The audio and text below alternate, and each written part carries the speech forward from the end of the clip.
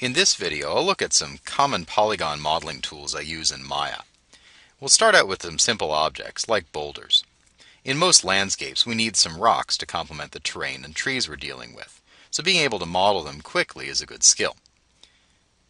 A quick search for boulders on Google gives me all kinds of reference imagery. The neat thing about rocks is they're basically boxy forms. The crystals exist in box-like structures, and they get worn down into rounds.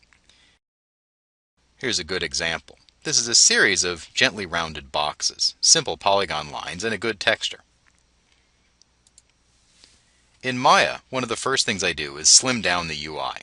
I find I like less clutter when I work. I'll use the hotbox extensively, pressing spacebar and choosing Display, UI Elements, and Hide All. Then I'll bring back on just the status line, pressing spacebar for the hotbox, Display, UI Elements, and Status Line. I can bring back on the Attributes and Channel box using Control-A as well. I'll start out with a simple box. I'll press Shift and right-click and choose Polycube. I'll make a polycube, dragging up for the height, and pressing 5 to see it in a shaded view. Now this is fairly small, but we can scale it afterwards. Remember, Maya's default units are centimeters, so things may look okay here in the viewport, but may be actually quite tiny. I also like to center my objects around 0, 0. That way if I deselect and I orbit around the scene, the object doesn't fly off into space. I'll turn on wireframe on shaded as well, so I can see the object clearly when it's not selected. I'm ready to begin modeling. The key to polygon modeling is to get as much mileage out of every polygon as possible before you add more. Don't just start out with a couple thousand polys on an object and expect to be able to shape it nicely. In Maya, I'll use my hotkeys for navigating the subobjects. F8 for object component, F9 for vertices, F10 for edges, F11 for faces, and F12 for UVs. I'll start out by pressing F10 for edge and picking one of the edges, hitting W for move, and distorting this rock. I typically want to make my rocks a little bigger on the bottom, unless they need to be inverted or eroded. That way they look like they sit down properly on the ground. I'll make sure I press F3 for the polygon menu. I'll press and hold spacebar for the hotbox and choose Edit Mesh, Insert Edge Loop tool. This lets me interactively drag an edge loop across a model. I'll land one on each side, making sure it's asymmetric. I'll also put one in the middle. Again, not exactly perfect. I'll hotbox over to the top view, pressing spacebar, choosing Maya and top view, and switch over to vertices and start to round this rock a bit. I'll press F9 for vertices, W for move, and select them and pull them in.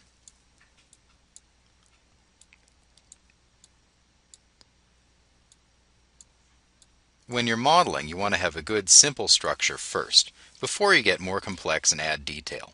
The more polys there are in a model, the harder it is to deal with. Now I'll switch over to faces and pick these bottom ones and pull them out a little bit.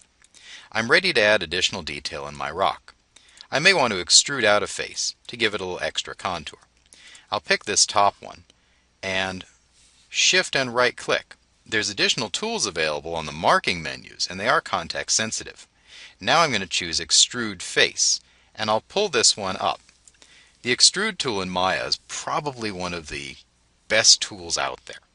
And the reason is that it's got move, scale, rotate on local and world axes all built in. I've extruded up, I'm going to scale in and basically put some erosion in this rock, and I'll also take this face and rotate it as part of the extrusion. Again, so it's asymmetric. Now I can pop over to edge by hitting F10 and take out any hard corners. This is also a good quads edge flow. All the polygons on here are four-sided. This will export out to Mudbox nicely, and it'll make for a good clean unwrap.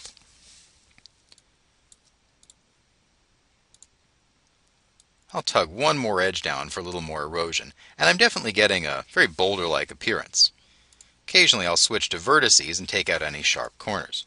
This is looking pretty good, and I'm ready to keep adding detail or unwrap. One final note. As we can see when I turn off the wireframe on shaded, I've still got some of the original hard edges left. In Maya, Hard edges and soft edges propagate when you add geometry to a model. That means the hard edges on the original are hard, and any ones in line with them, or parallel, stay hard. Soft edges, such as in the middle here, propagate soft edges. Typically what I'll do is model first and come back and deal with the hard and soft edges afterwards.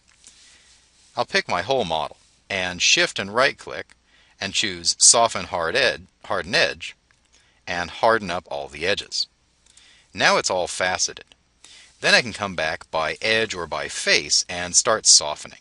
I'll pick this one as an example and this one and shift and right click and choose Soften Harden Edge, Soften Edge. Now I can start to see some continuity in my rock. I'll work my way around here, hardening and softening edges as needed to pick out detail. On a model, the last thing I want to do is smooth. By choosing Mesh Smooth, we get mush. Even if we respect the hard edges, we're still just adding polys where we may not need them. I would rather have a well-crafted model, taking a little extra time to make it look right for fewer polys. This will affect how I unwrap, how I light, and how I rig and later render. If you can save time later by spending a little more to make a better model now, it's worth it.